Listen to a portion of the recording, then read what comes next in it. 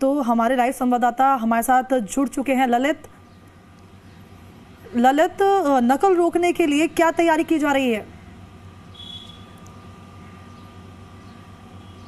जी बिल्कुल, आपको बता दें कि 23 और 24 जुलाई को रीट अग्नि परीक्षा का आयोजन होने जा रहा है। इस बार अगर बात की जाए 2022 की इस परीक्षा में, तो इस परीक्षा में 46,500 पदों पर तकरीबन 16 लाख से ज़्यादा परीक्षार्थी पंजीकृत हैं। इसके साथ ही अगर बात की जाए परीक्षा को पूरी तरीके से पारदर्शी बनाने के लिए, तो माध्यमिक शिक्षा बोर्ड और शिक्षा विभाग की ओर से इस बार पुख्ता बंदोबस्त उठाए गए हैं। इस बार जहां प्रश्न पत्रों को OMR शीट को पुलिस की कस्टडी यानी उनकी देखरेख में रखा गया है, तो वहीं जो कल सुबह पेपर परीक्षा केंद्रों तक पहुंचाए जाएंगे वह कड़ी सुरक्षा के बीच पहुंचाए जाएंगे। जिन गाड़ियों में ये पेपर लेके जाएगा उनको GPS लगाया जाएगा। इसके साथ ही उन वाहनों की वीडियोग्राफी भी होगी। आपको बता दें कि 23 और 24 जुलाई को 4 चरणों में इस परीक्षा का आयोजन होगा। सुबह जो 23 जुलाई को 10 से 12:30 बजे का जो पहला चरण होगा उसमें लेवल 1 की परीक्षा का आयोजन किया जाएगा, तो वहीं 23 जुलाई को दूसरा चरण और 24 जुलाई को तीसरे और चौथे चरण की परीक्षा में लेवल 2 की परीक्षा का आयोजन करवाया जाएगा। प्रत्येक चरण में तकरीबन 4 लाख परीक्षार्थी पंजीकृत हैं। अगर पूरे प्रदेश की बात की जाए तो पूरे प्रदेश में 1376 परीक्षा केंद्रों पर इस परीक्षा का आयोजन होगा, तो वहीं जयपुर में सबसे ज़्यादा परीक्षा केंद्र बनाए गए हैं।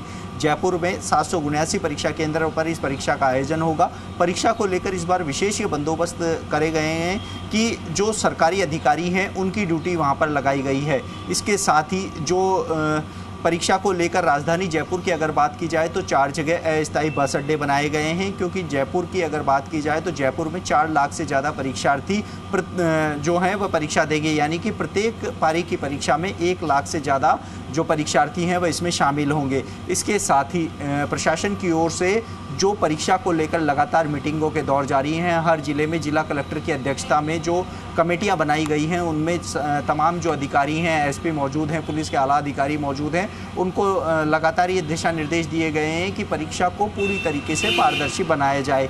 किसी भी प्रकार से 10 बजे अगर परीक्षा शुरू हो रही है तो 9 बजे रिपोर्टिंग का टाइम रखा गया है। इसके साथ ही जो गाइडलाइन तय की गई है माध्यमिक शिक्षा बोर्ड की ओर से कि महिलाओं को किसी भी प्रकार की ज्वेलरी हो वह नहीं पहन के आना पड़ेगा, शूज़ अलाउ नहीं होंगे, शॉक्स अलाउ नहीं होंगे। इसके साथ ही हाथों का कोई कड़ा, चैन, गले की कोई चैन, कानों के ईयरिंग, नाक के कोई जो ज्वेलरी है वह नहीं पहनी जा सकेगी। इसके साथ ही परीक्षार्थियों को जब परीक्षा के सेंटर के अंदर प्रवेश दिया जाएगा तो त्रिस्तरीय जांच के साथ अंदर भेजा जाएगा। महिलाओं को हेयर बैंड लगाना भी अनिवार्य नहीं है, परीक्षा केंद्र पर ही उनको रबड़ दिया जाएगा जिससे वह अपने बाल बांध सकेंगी। इसके साथ ही प्रवेश पत्र के साथ उनका एक ओरिजिनल ID यानी कि आधार कार्ड हो या अन्य कोई दस्तावेज हो वो रखना पड़ेगा। पारदर्शी पेन उनको ले जाना पड़ेगा। पानी की यदि बोतल लेके जा रहे हैं तो वह भी पारदर्शी ही रहेगी। इसके साथ ही जो परीक्षा को लेकर अन्य जो पुख्ता बंदोबस्त हैं वह माध्यमिक शिक्षा बोर्ड और सरकार की ओर से पूरे कर लिए गए हैं। कल इस परीक्षा का आयोजन होगा, कल और परसों। ऐसे में परीक्षा पूरी पारदर्शी हो, इसको बनाने के लिए सरकार पूरी तरीके से मुस्तैद नजर आ रही है। जी ललित, परीक्षा के नतीजे कब तक जारी होंगे?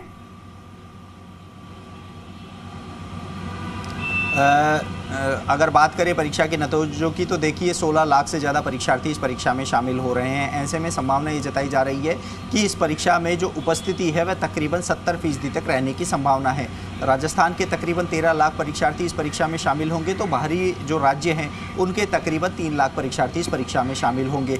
अगर पिछली परीक्षा की बात की जाए, जो रीट की परीक्षा हुई थी सितंबर में, उसका परिणाम जब जारी किया गया था तो तकरीबन 3 से 4 महीनों का समय अंतराल था। तो ऐसे में संभावना ये जताई जा रही है कि इस परीक्षा में भी तकरीबन 2 से 3 महीने का समय लग सकता है, क्योंकि माध्यमिक शिक्षा बोर्ड की अगर बात की जाए, शिक्षा विभाग की बात की जाए तो शिक्षा विभाग इस परीक्षा को जुलाई में आयोजित करवा रहा है, 7वां महीना चल रहा है। तो वहीं जनवरी में राजस्थान कर्मचारी चयन बोर्ड की ओर से शिक्षक भर्ती परीक्षा यानी कि इस परीक्षा के बाद जो शिक्षक भर्ती परीक्षा होगी वो प्रस्तावित होता है। ऐसे में संभावना ये जताई जा रही है कि इस परीक्षा का परिणाम 60 दिन के अंदर अंदर आ जाएगा, क्योंकि उसके बाद शिक्षक भर्ती परीक्षा की भी उनको तैयारी करनी है। तो इस बार सुरक्षा के भी पूरे बंदोबस्त उठाए गए हैं।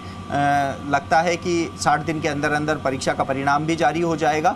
जनवरी में परीक्षा की जो शिक्षक भर्ती परीक्षा है तृतीय श्रेणी, उसकी पूरी तैयारी है। तो समयबद्ध तरीके से परीक्षा के आयोजन की पूरी जो इंतज़ाम है वह किए जा रहे हैं, क्योंकि शिक्षा विभाग की ओर से 23 और 24 जुलाई को इस परीक्षा के आयोजन की तिथि घोषणा की थी और पहली बार ऐसा हुआ है कि परीक्षा की तिथि में कोई भी बदलाव नहीं हुआ है। जिस तारीख को घोषणा हुई थी उसी तारीख को परीक्षा का आयोजन हो रहा है। तो उम्मीद ये की जा रही है कि परीक्षा समय पे आयोजित जिस प्रकार से हो रही है उसी प्रकार से जो चरणबद्ध तरीका है, जो परीक्षा का कैलेंडर जारी किया गया है, उस कैलेंडर के हिसाब से ही परिणाम जारी होने के बाद जो शिक्षक भर्ती है उसका आयोजन किया जाएगा। ललित जी, क्या आपको लगता है कि सरकारी अधिकारियों के हाथ में कमान देना कामयाब हो पाएगा?